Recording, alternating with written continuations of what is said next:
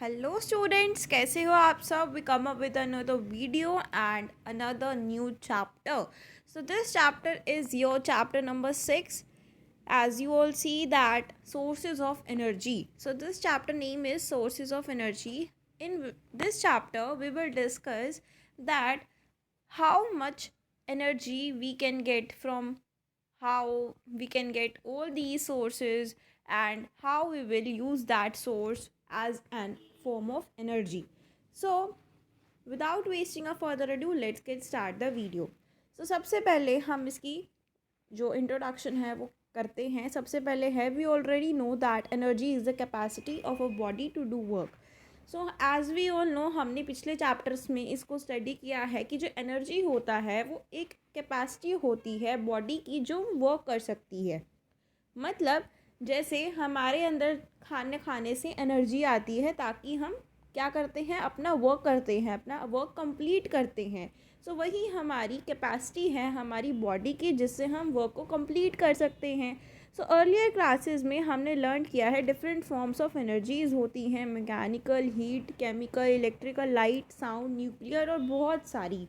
So these are interconvertible energies and however can not be created और destroyed. तो ये इंटरकन्वर्टिबल होती हैं एनर्जीज़, और ये कभी भी क्रिएट नहीं की जा सकती और कभी भी डिस्ट्रॉय नहीं की जा सकती. So we need energy for all our activities. हमें सभी एक्टिविटीज़ के लिए डिफरेंट डिफरेंट एनर्जीज़ की रिक्वायरमेंट्स होती हैं. जैसे कि बेकिंग चपाती से लेके कुकिंग जो हम करते हैं उसमें भी कुछ ना कुछ एनर्जी यूज़ होती है. और एस्ट्रोनॉट्स को जब हम स्पेस में सेंड करते हैं, मतलब एस्ट्रोनॉट जब स्पेस में जाते हैं वहाँ की स्टडी करने के लिए, तो उसके लिए भी हमें एक एनर्जी की ज़रूरत होती है. So all forms of energy that we use every day are stored in different ways in various sources of energy. So ये सारी जो एनर्जीज़ होती हैं जो हम यूज़ करते हैं रोज़, वो डिफरेंट वेज में यूज़ होती हैं और डिफरेंट वेरियस फॉर्म्स में हमें देखने को मिलती हैं और फाउंड होती हैं. ठीक है. सो वी ऑलरेडी नो कि जो सब्सटेंसेस जो प्रोड्यूस करते हैं heat on burning in air, उसको हम फ्यूल बोलते हैं. जैसे कि फ्यूल क्या होता है, जिससे हमारी व्हीकल्स चलते हैं. व्हीकल्स किस पे चलते हैं? पेट्रोल पे चलते हैं, डीजल पे चलते हैं, सीएनजी पे चलते हैं. So these are basically are called fuels. So classification कर लेते हैं हम फर्स्ट कि क्लासिफिकेशन क्या है, इसको हमने डिवाइड कैसे किया है सोर्सेज ऑफ एनर्जी को. So on the basis of occurrence के बेस पे हमने नेचुरल सोर्सेज कौन कौन से हैं. नेचुरल एनर्जी सोर्सेज वो एनर्जी सोर्सेज होते हैं जो हमें नेचर से मिलते हैं.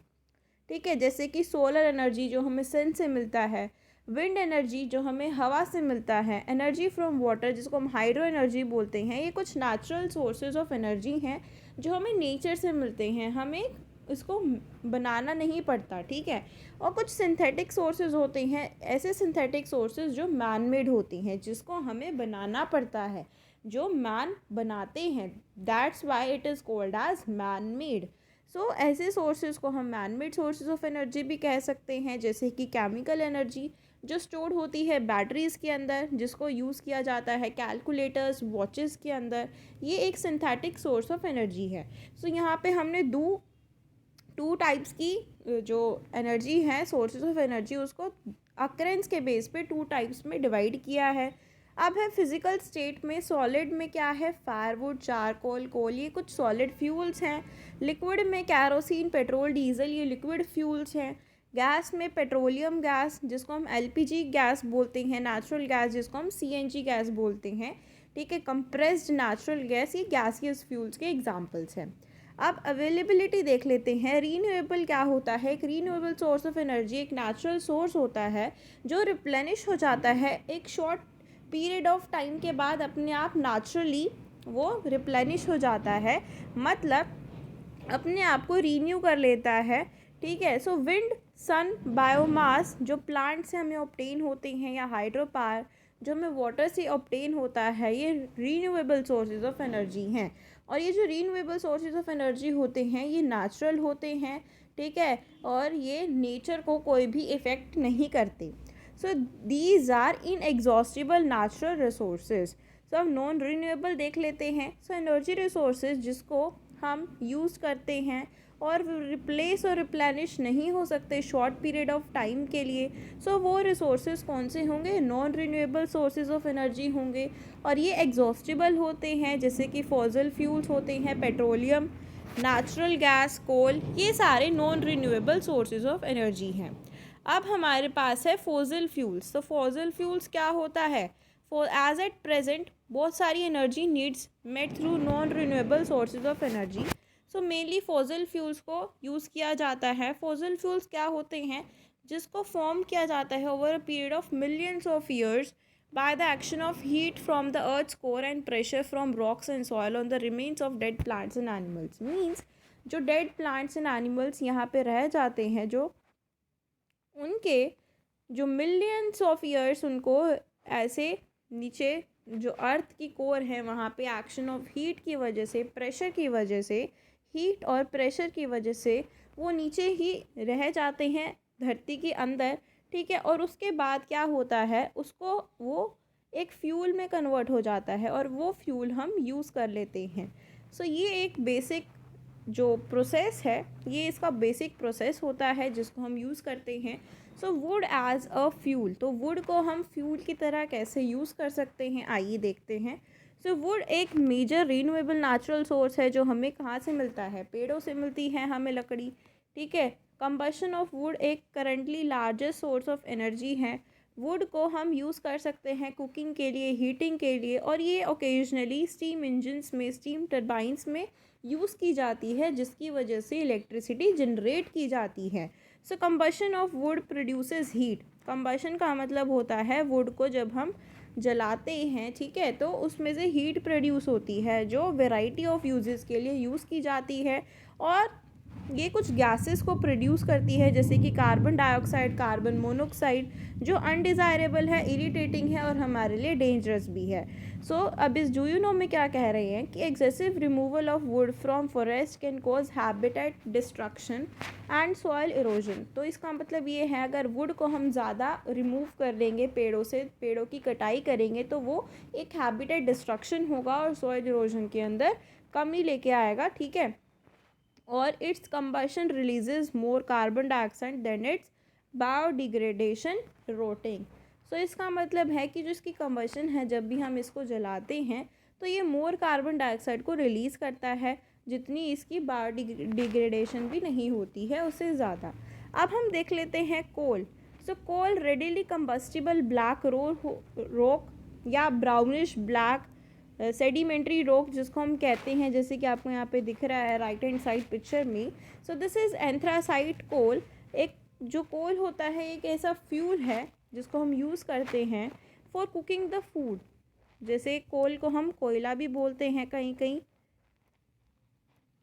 जगहों पर। सो आप इसको कोयला से याद कर सकते हो, that name is coal in English. So however it produces a lot of smoke. इसमें बहुत ज़्यादा धुआं हो जाता है, स्मोक मीन्स धुआं, एंड फाउल स्मेलिंग गैसेस, जिससे एयर पोल्यूशन होता है। फाउल स्मेलिंग जिसको क्या बोलते हैं, जो गंदी स्मेल इसमें से प्रोड्यूस होती है, जिससे एयर का पोल्यूशन बढ़ता है। तो वर्ल्ड वाइड कोल एक फॉसिल फ्यूल है जो लार्जेस्ट सोर्स ऑफ एनर्जी है, जो जनरेशन ऑफ इलेक्ट्रिसिटी में यूज़ किया जाता है। अब अकरेंस ऑफ कोल क्या होता है, अकरेंस कहाँ से आई, ये कहाँ से आया, वो देख लेते हैं। So coal deep under the surface of earth में पाया जाता है। मेजर कोल माइंस जो होती हैं इंडिया की, वो झारखंड में, मध्य प्रदेश, उड़ीसा, वेस्ट बंगाल में यहाँ पे होती हैं। और largest coal mines are at Bokaro, Jharia in Jharkhand and Raniganj in West Bengal. ये आपको स्टेट्स याद रखनी होंगी। वर्ल्ड वाइड कोल जो है वो one of the largest source है जिसमें CO2 एमिशंस होते हैं। इसके यूज़ से needs to be curtailed.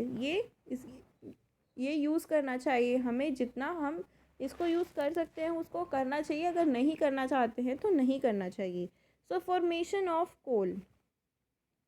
Coal was formed from plant remains got buried deep under the earth's crust। तो कोल जब फॉर्म होता है, जो उसके प्लांट के रिमेन्स होते हैं वो अर्थ क्रस्ट के नीचे deep under the earth crust में बरी किए जाते हैं, उनको नीचे दबाया जाता है, तो उसके प्लांट रिमेन्स की वजह से कोल की फॉर्मेशन होती है। जैसे कि यहाँ पे प्लांट की जो रिमेन्स हैं उससे क्या होगा, प्लांट है वो डेड हो गया, उसके बाद उसको बरीड कर दिया deep under the earth crust, बाद में उसको फ्यूल की तरह हम यूज़ कर लेते हैं। सो this is the main process जो हमने ऊपर स्टडी किया था। Over a large period of time जो केमिकल और फिजिकल प्रॉपर्टीज़ होती हैं प्लांट रिमेन्स की वो चेंज हो जाती हैं जियोलॉजिकल एक्शंस की वजह से, जिसकी वजह से क्या होता है वो फॉर्म हो जाता है सॉलिड मटेरियल में। So process of conversion of dead plant materials into coal, उसको हम कार्बोनाइजेशन भी बोल सकते हैं, ठीक है। अब है टाइप्स ऑफ कोल। अब कोल के टाइप्स कौन कौन से होते हैं, डिपेंडिंग ऑन द टेम्परेचर और प्रेशर कंडीशंस पे and the time period for which fossils remain buried under the surface of earth, different varieties of coal have been form. तो टेम्परेचर, प्रेशर और टाइम पीरियड के base पे coal को हम different varieties में discover कर चुके हैं। So different types of coal होती हैं, पीट, लिग्नाइट, बिटुमिनस और anthracite. So these different types of coal differ होती हैं in terms of their content of volatile material और परसेंटेज ऑफ कार्बन, मॉइस्चर और other elements present in them. तो basically उनके अंदर कौन कौन से मटेरियल्स का कितना कंटेंट प्रेजेंट है उसके हिसाब से उनको हम डिफरेंस उनका देख सकते हैं। सो पीट क्या है, पीट एक सॉफ्ट ब्राउन सब्सटेंस होता है जो मेडअप होता है 30% ऑफ कार्बन से। 30% कार्बन इसमें इन्वॉल्व है और ये अर्लीस्ट स्टेज है जब फॉर्मेशन हुई थी कोल की। So this is the first type of coal. Second है लिग्नाइट, ये कार्बन कंटेंट इसके अंदर 38% होता है और ये रिगार्डेड है lowest grade of coal. It has been used mainly for electric power generation के लिए बेसिक यूज़ किया जाता है। थर्ड इज़ बिटुमिनस कोल, ये 65% कार्बन से मिलके बनता है। ये पावर जनरेशन के लिए और अनदर टाइप ऑफ फ्यूल जैसे कि कोक के लिए यूज़ किया जाता है। एंथ्रासाइट एक हार्ड कोल है जिसमें 90% से ज़्यादा कार्बन प्रेजेंट होता है और ये हाईएस्ट ग्रेड का कोल माना जाता है। सो ये सारी चीज़ें आपके पास इसमें पिक्चर में गिवन है, anthracite, bituminous, sub bituminous, lignite और पीट।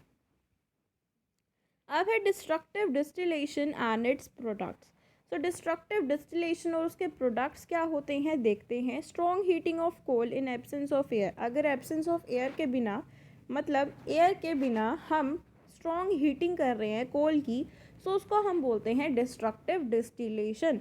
सो वी ऑब्टेन मेनी प्रोडक्ट्स, जिससे हम क्या करते हैं बहुत सारे प्रोडक्ट्स को ऑब्टेन कर सकते हैं इस डिस्ट्रक्टिव डिस्टिलेशन के प्रोसेस से, that is coke, coal tar, coal gas through the destructive distillation of coal. So coke क्या है, एक हार्ड और पोरस सब्सटेंस है। इसके मेन यूजेस होते हैं, ये domestic as well as industrial fuel जो स्टोव्स और फर्नेसेस के अंदर यूज़ किया जाता है और इसके अंदर स्मोक भी कम होता है और ये एक्सट्रैक्शन ऑफ मेटल्स में यूज़ होता है। इसमें फ्यूल गैसेस को हम बना सकते हैं, वाटर गैस जैसे कि CO+H2। कोल तार एक ब्लैक कलर का विस्कस लिक्विड होता है, इसके अंदर मैन्युफैक्चर होते हैं synthetic dyes, drugs, explosive, perfumes, paints, photographic materials and roofing materials. So ये all of the manufacturing is done through the coal tar.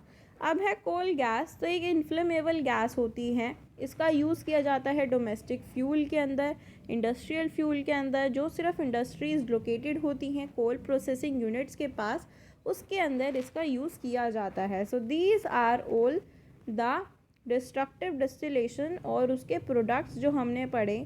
अब हम पढ़ेंगे पेट्रोलियम के बारे में। सो ये जो पेट्रोलियम का टॉपिक है इसको हम नेक्स्ट वीडियो में शुरू करेंगे, that is your part number 2 video of this chapter, ताकि आप इजीली इसको समझ पाएँ। मैं आपको थोरोली इसको समझा रही हूँ जितना आप समझ सकते हैं, ठीक है, जितना आपके लिए सफिशिएंट है मैं आपको उतना बता रही हूँ, ठीक है। अगर आपको कोई भी क्वेरी हो तो आप मुझसे कमेंट कर में पूछ सकते हैं कमेंट सेक्शन में। अगर आपको वीडियो अच्छी लगी हो तो लाइक करें, शेयर करें और कमेंट कर सकते हैं। And most importantly, you have to subscribe my YouTube channel for more such related videos. Thank you and stay tuned for the next video.